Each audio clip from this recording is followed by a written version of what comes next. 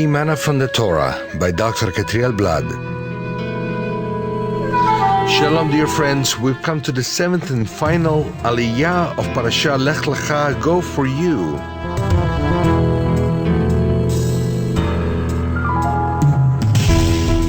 This Aliyah is found in Genesis 17 from verse 7 to verse 27. Today's reading would take place in verses 7 and verse 14. And I will establish my covenant between me and you and your offspring after you throughout your generations for an everlasting covenant, to be to you and to your offspring after you. Any uncircumcised male who is not circumcised in the flesh of his foreskin shall be cut off from his people. He has broken my covenant. Is the covenant of circumcision still in effect? A latter covenant cannot revoke a previous one. The Eternal cannot change his covenants, nor change his mind, nor can he revoke any of his words. But he can indeed fulfill his part in the covenants and his words in many different ways. The covenant of the circumcision in the flesh was established between the Eternal and Abraham and his physical offspring for all generations. It is an eternal covenant. This means that all male children in the flesh of Abraham have the obligation of circumcising their foreskin in order to remain inside the covenant. A descendant of Abraham that is not circumcised on the 8th day of birth or later loses his right to belong to the people of Israel, the Jewish people. According to Jewish law, one has to be born of a Jewish mother in order to be accepted as Jewish. That is to say, if someone doesn't have a Jewish mother, he is not obligated to be circumcised in the flesh.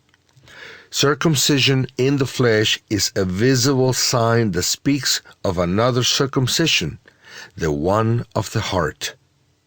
Circumcision of the heart already existed in the times of Moshe, as it is written in Deuteronomy 10:16.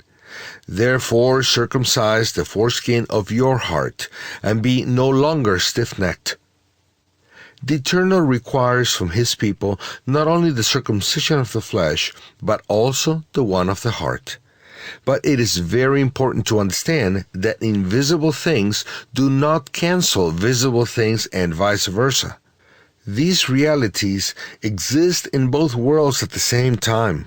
One speaks of the other, and they are connected to each other. In other words, if a Jewish man experiences circumcision in his heart, that does not revoke his circumcision in the flesh, nor take away the responsibility of circumcising his sons on the 8th day of their birth.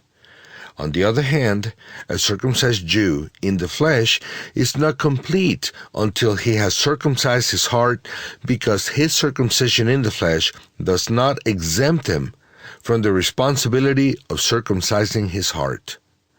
Now, in the Messiah, there is a more powerful circumcision of the heart than the one Moshe Rabbeinu, our teacher, speaks of. What he speaks of is something we can do. How? By taking away from our hearts anything that could make them insensitive to spiritual matters. An uncircumcised heart is one that is insensitive to the spiritual world. A circumcised heart, on the other hand, is one that not only obeys the commandments of the Eternal, but that does it sincerely, with joy and love. A circumcised heart listens to the voice of the Spirit. In the circumcision in the Messiah, something more profound takes place in the heart of man. Part of the Yetzer Hara, the evil inclination which Paul calls the flesh, is eliminated, as it is written in Colossians 2:11. In him also you were circumcised with a circumcision made without hands, by putting off the body of the flesh by the circumcision of Messiah. However, not all flesh is eliminated in the circumcision of the Messiah, because one who has experienced the new birth in the Messiah still has Yetzer Hara, the flesh, but the dominating power of that sinful nature is broken. One who is in the Messiah is not a slave of sin anymore. He can dominate his instincts and inclinations much more powerfully than one who is not in the Messiah. This fact is the result of the renewed covenant in the Messiah, as we can see in Ezekiel 36, verses 26 and 27.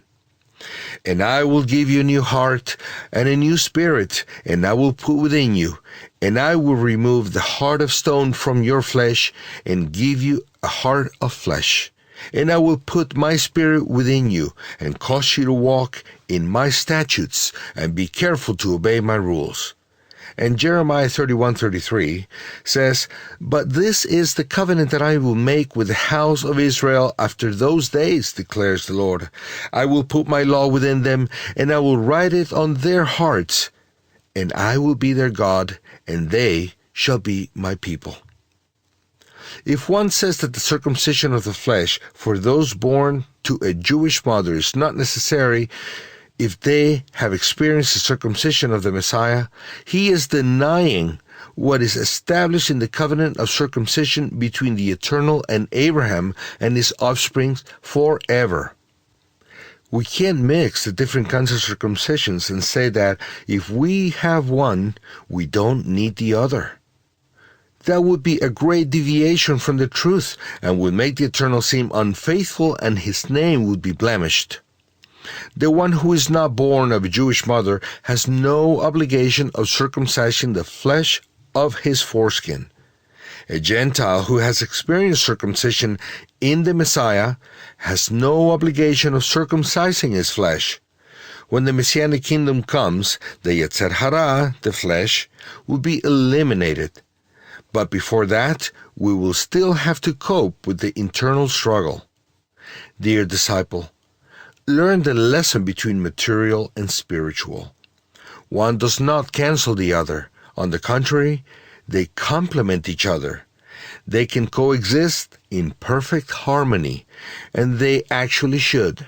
In this way, a unity between the inferior and superior worlds is created, and that is the purpose of creation. May the Eternal give you His grace to be able to live in the power of the renewed covenant in the Messiah and have victory over sin. Shabbat Shalom.